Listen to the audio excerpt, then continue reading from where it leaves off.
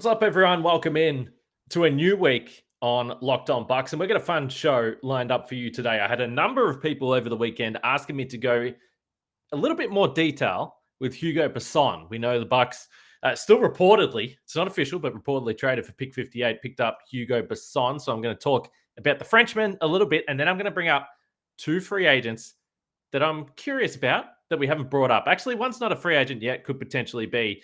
So John Wall and Dante Exum, and you can accuse me of some Aussie bias there, but I think it could be a curious and intriguing option for the Bucks. So let's get started. You are Locked On Bucks, your daily Milwaukee Bucks podcast, part of the Locked On Podcast Network, your team every day. Welcome to Locked On Bucks. I'm your host, Kane Pittman. You can see and hear me on this show Monday to Friday, and also find my work over at ESPN. And as always, we thank you for making Locked On Bucks your first listen or first watch of every single day. And I have to give you guys a shout out. The draft episode, and by the way, if you're just finding this video and you haven't checked out the full draft recap video we spoke about MarJon Beauchamp a lot. It was really fun. I think there is a lot of optimism about that pick. That is the one thing that has shone through for me over the last couple of days, interacting with you guys on social media and on YouTube. There is a lot of excitement for MarJon Beauchamp, and I think everyone understands that this is just a very likable character to bring into the locker room from all reports and all the stories we've seen. But over 6K views on YouTube on that episode, that has it up there. That's one of our most watched videos yet since we came on YouTube about 10 months ago, I would say, or maybe, it was a while ago. But yeah, so that's one of our most watched videos, and the audio platform, 4 to 5K listens there as well. So we really appreciate it. It's huge. You guys know at this point, I love interacting with you guys. And generally when I do these solo pods, I like to throw some credit your way, because certainly Frank and Justin, Camille, myself, we appreciate the interaction. And some of the interactions I had over the weekend were around Hugo Besson, the French prospect, 21 years old. And I think the reason why people wanted to hear me talk about it is because I did cover Hugo Besson in the Australian National Basketball League last season. I saw every single minute of Hugo's games. I spoke to him in person a number of times. So I've got a fair handle on what his game looks like and why the Bucks maybe have some interest here. So just some minor details around what this deal, still a reported deal, what it looks like from the Bucks' point of view. So our great friend, Eric Name, reporter at The Athletic, has said that it was just cash that took place. So no, future picks or anything like that, which makes sense. So it was pick 58, the last selection in this draft. So cash, we don't often find out what that money figure is, but for pick 58, I don't think it would be anywhere near the maximum you can pay for a pick, which I believe is around the $6 million mark. So I don't think it's anywhere near that figure, or you certainly wouldn't believe it would be.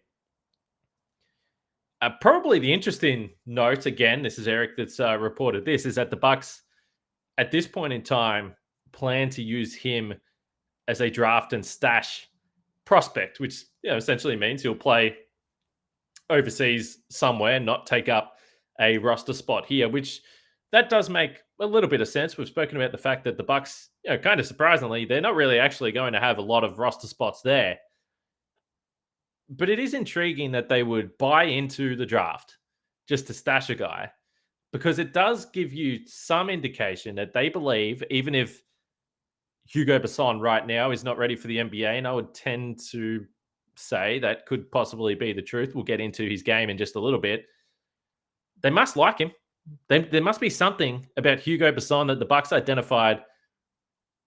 Let's get this guy and secure his draft rights before he becomes a guy that plays Summer League with another team, which I'm certain he would, because across the board, this was a guy that was mocked in the late 30s, in the early 40s. I believe Jonathan Gavoni, our guy at ESPN, had him at 41 heading into the draft. So for him to slip to 58 is a significant fall. But rather than the Bucks just letting him go to any team in the Summer League, they said, no, we're going to get his rights. He'll probably play for the Bucks in Summer League if this deal goes through. I assume that will be the case. and then he'll play professionally overseas. But it is a little bit different to what the Bucks have done in recent years, because if you think the last two drafts, this is actually the third draft in a row. They've had the last pick. Last year, they traded back from 31, got the 2 second-round picks and drafted Mamu, who became a two-way player, then Yorgos Kalaitzakis, who in the end they cut pretty quickly. And I think when we saw that the Bucks drafted Yorgos, most people said, "Is this just a favor for the agent? Do the Bucks believe that he's actually a guy that can play?" He ended up getting a full roster spot and didn't last too long, and didn't really look like he was a guy that was going to be able to help the Bucks in any way. And it's obviously a difficult situation with the Bucks contending. The year before that, they did a similar situation where Sam Merrill was the guy that they took with the last pick. And again, I think there was some low-level hope. Oh, this guy's a really great shooter. Could he play? He played a little bit. But again, ultimately, defensively, probably size-wise, he wasn't a fit. But those guys were taking up roster spots. And that's why this is really unique with Hugo Besson. The Bucks clearly think that maybe sometime down the road, they're going to be interested in trying to see whether this guy can become something in the Bucks system. And maybe just this season, with the way the roster is going to shape out, they don't believe that he's a guy that they want to start the season with the Milwaukee Bucks. Of course, they could bring him over during the season if something happened. But it's just it's an interesting sort of twist here, that we wondered why they would trade into the draft to pick up Hugo Besson, and particularly now if they're going to stash him. So we'll see what happens there. I want to get into his game a little bit more, though, because I know there is some interest there. And quite frankly, let's be honest, a lot of you guys aren't spending your free time watching the NBL, and you probably just get NBL news that you also probably don't read when I'm tweeting about it doing my work. So I want to get into his game. But the BetOnline.net odds have dropped in a couple of interesting categories. Rookie of the Year, which we'll get to, where Kevin Durant will play next year and where Kyrie Irving will play as well. BetOnline.net is your number one source for all your betting needs and sports info. Find all the latest sports developments, league reviews, and news, including this year's Major League Baseball, which continues to roll on. And we're looking ahead to the NFL as well. That's going to come around very, very quickly here as we almost turn the calendar to July. But let's get to some of these odds. Kevin Durant, his next team, if it's not the Nets, well, the favorite here by the odds, the Miami Heat, which is, I've said, watch the Miami Heat. This is a team that's going to be sticking their noses in every situation to try and get another star. So when we look at the other contenders in the East, Miami is a team to watch. Memphis Grizzlies, interesting at 4-1 there. The Atlanta Hawks are there. Phoenix Suns. I think if you're a Bucks fan, if Kevin Durant's going elsewhere, send him west. Get him out of here. And then Kyrie Irving, the favorite, the two LA teams, Lakers and Clippers there as well. It'll be no surprise to anyone that the Bucks absolutely do not feature in these odds here. And then as far as Rookie of the Year, if you're interested in Marjon Beauchamp, 66-1. Makes sense. How many minutes are going to be there for Marjon next season? We hope he can be a role player, but I'm not sure he's going to be featuring enough to figure in the Rookie of the Year contention. But that's betonline.net. Head to the website today or use your mobile device to learn more about the trends, the action, and all those lines, including what I've spoken about and more. That's BetOnline, where the game starts.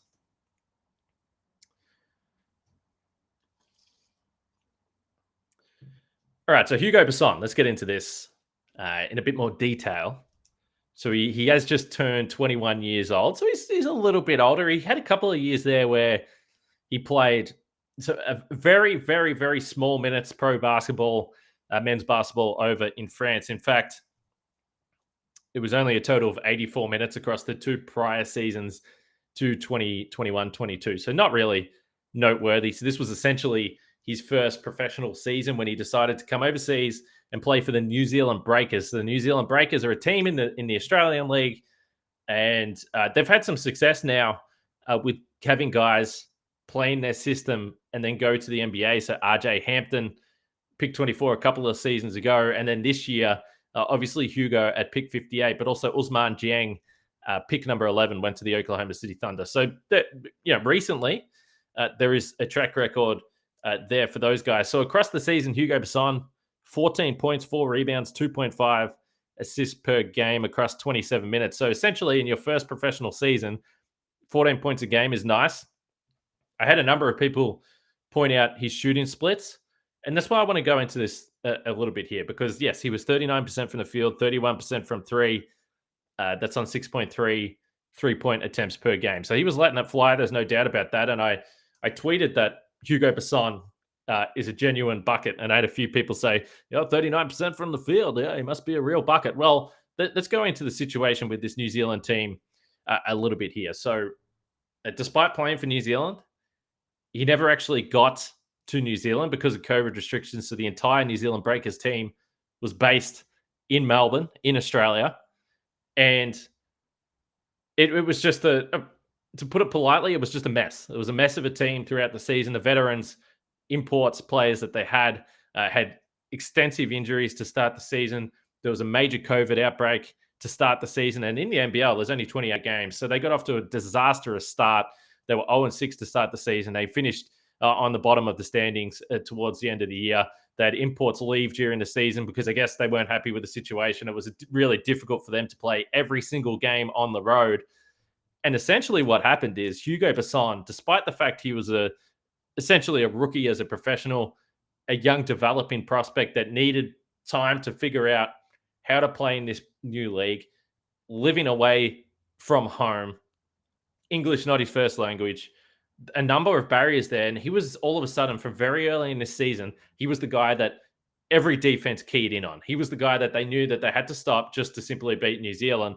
So he was seeing difficult coverage as he was playing against the better defensive guards on the opposition. And that's why I think when you look at some of the games that he had through the season, I walked away so impressed with what he was able to do because of the circumstance. And I think if you just look at the numbers, you don't have the context of how difficult and disjointed this season was for the New Zealand Breakers. And it was interesting the way he started. And I told this story the other day. So if you've heard this, just bear with me for a little bit. But so Hugo was one of the guys that had COVID at the start of the season, and he lost around 8, 9, 10 kilos in 2 weeks. I mean, he was really, really knocked around by it. And despite that, he came into the season with basically no practice leading into the season opening games. And across his first 4 games, he had 81 points, so averaged over 20 points per game. He was 14 for 30 from the 3-point line. Again, as a guy that the opposition knew that they had to stop. And he was getting to the free throw line as well, because he can put the ball on the floor a little bit. So he had around 5 free throw attempts per game. So I think after he had such a strong start to the season, things changed a little bit, because then teams started scouting for him. They started learning his tendencies and how to slow him down. And I think because of the nature of the roster of the New Zealand Breakers, Hugo Besson had to take on probably more than he wanted to, more than he was capable of doing at such a young age, and a guy that still needs to get bigger. He's very slim. He needs to get stronger. So there was struggles. There's no doubt about that. But some of the scoring stretches this guy had were simply incredible. And just looking through some of the numbers, and this is why I think that the Bucks will be looking at Hugo Besson and saying that this is a guy that could potentially contribute down the line. So he averaged 1.18 points per possession on handoffs, which again, a lot of the times he had the ball in his hands. So if you look at his most frequent plays on the season, they came in isolation situations when he's just like, okay, well, I'm going to get my own shot off, which, by the way, he can do to a high level, but he's young, he's streaky, and at times that didn't work. The other situations were as a pick and roll ball handler, and he can get downhill a little bit, he can facilitate, but I don't think that he ever projects to being a starting point guard. He is more of a guy that in an ideal situation where he doesn't need to be the featured scorer, he is a guy that's coming off those handoffs and knocking down those threes, or getting around the screen, then coming downhill and getting to the rack, or making a drop-off pass. So he really can do it all in terms of the ways that he can score, the variety of ways that he scores. He's got a nice floater game. He can actually get to the rim. He obviously can knock down the three. And I think if you're the Bucks, I have to assume that the reason why they believe this guy can translate eventually, maybe with a bit of luck, it's as pick 58, it's a low percentage chance. Frank, if he's listening to this, will be saying there's no chance that this is going to work out, and I totally get it.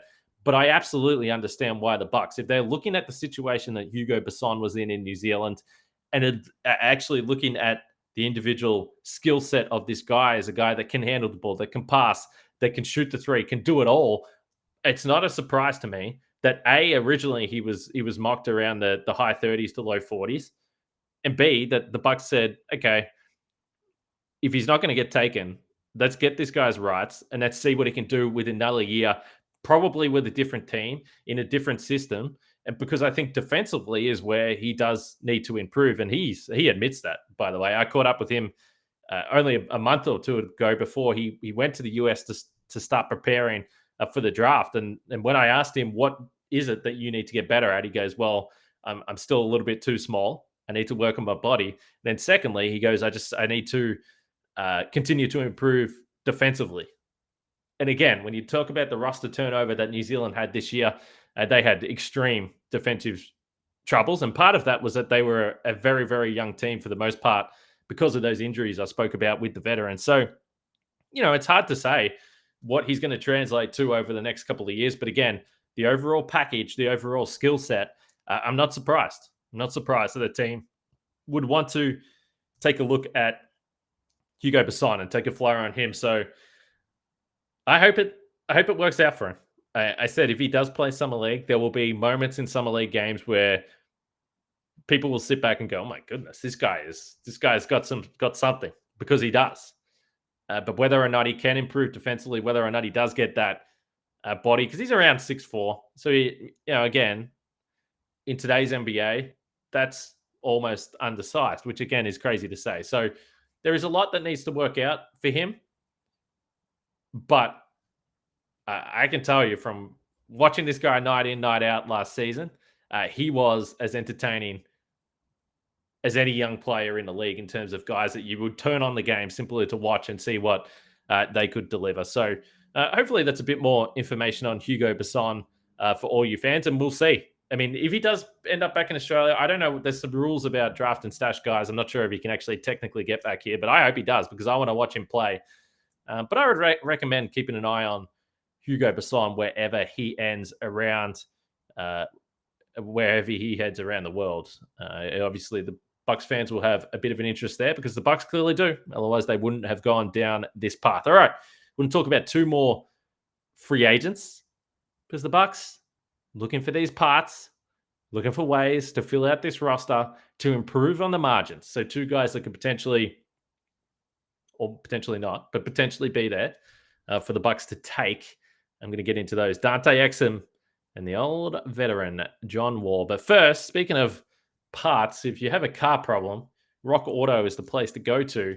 And potentially you're looking for a spare part for your car. And if you go to a car store, they've only got one brand, one specification. It's a pain. And then you're paying whatever they want you to pay. What else are you going to do? Well, you go to rockauto.com, the family business, and you'll save time and money.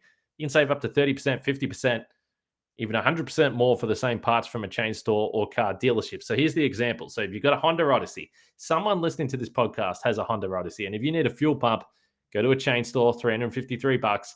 Go to RockAuto. There's different options there. You can get one for $216. That's $137 of saving right there. And let's be honest, with how much everyone's paying for fuel right now, you could do with some savings if you have some car problems. RockAuto is a family business serving do-it-yourselfers for over 20 years. RockAuto prices are reliably low for every customer. They have everything you could need from brake parts, tail lamps, motor oil, even new carpets if you need that. So go and explore their easy-to-use website today to find the solution for your auto parts needs.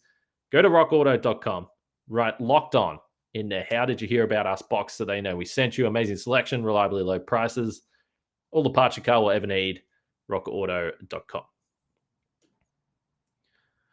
All right, we know there's always room for a little bit of Aussie bias on this podcast, but I'm going to contest that the suggestion that Dante Exum become a Milwaukee Buck is potentially just good business and nothing to do with my bias towards my fellow countrymen. But Dante Exum, we know, former pick 4 going back, it was a while ago now. It might have been 2016, 2015 even. It was quite a while ago when he was that top 5 pick at the time. But, the pedigree's there. And he has been a guy that I don't actually like using the word bust under any circumstances because I just think there's so many different reasons that things go wrong for young draftees. The draft is difficult. But Dante Exum is certainly someone that I don't think it's fair to use that term because, quite honestly, his body has just failed him. And I remember going to a summer league. This was a long time ago now. This must have been 2018 summer league, and he just signed the new contract. He had a 3-year, I think $32 million deal with the Utah Jazz, despite the fact that he'd come off some serious injuries, an ACL that he suffered playing for Australia, actually, which was very unfortunate. Then he needed a shoulder reconstruction. I believe he had a major shoulder injury that took him out for a season as well. And I was sitting at summer league next to a scout from the Utah Jazz, and I asked him, I said, seems like a big deal for a guy that just hasn't been able to play. And he said that even to that point, he was like, I'm telling you, the Jazz love him. I love him. When we scouted him, we said this is a player for the future because of what he can do defensively. And we think that he translates to the way the NBA is played right now. And I think for the Bucks, if you look at the roster, if you look at guys that can defend in the postseason, that's essentially what you're looking for. And we think that's why they like the guy like Marjon Beauchamp that maybe has some question marks offensively, but defensively, you're hoping that translates in his rookie season. Who knows? But moving forward. But Dante Exum is a guy that it's a big question because he hasn't been able to do it for a long, long time. But if an NBA team gets this guy and he's able to stay healthy, he is a playable guy in any series in the playoffs. And I think about, someone like Gary Payton, who played a major role for the Golden State Warriors. And he's still a flawed player when you think about offensively, the shot, a few other things. But the reason he was able to play is because he can defend. He's versatile. He was even though he's undersized, he was able to defend guys like Jason Tatum and Dante Exum. We have seen it, and we saw it in the Olympics, where he was essentially the guy that the Boomers, the Australian national team, would say, "We're playing Team USA. Dante, you're guarding Kevin Durant." And of course, there was times where Kevin Durant was just Kevin Durant, and he was too good. But for the most part, Dante Exum really held up. And I was a little surprised that he didn't get an NBA deal straight away, but he ended up signing with Barcelona in Europe, had a really nice stint with those guys, doing the same sort of stuff defensively and then offensively. He is a threat in transition, and he is a guy that's happy to be that role player. And I think for guards coming off the bench for what should be a reasonable cost, I just think that Dante Exum is going to be an excellent signing for someone that gets him if he decides to come back to the NBA. Now, I heard going back a few months ago, there was NBA interest in Dante Exum, and he decided that, look, he's had such a rough run of it that he was in a nice spot in Barcelona. He had a role on a team that was really, really good, and he decided that he just wanted to play out the season, and then now he can reassess. So I don't even know if he wants to come back to the NBA.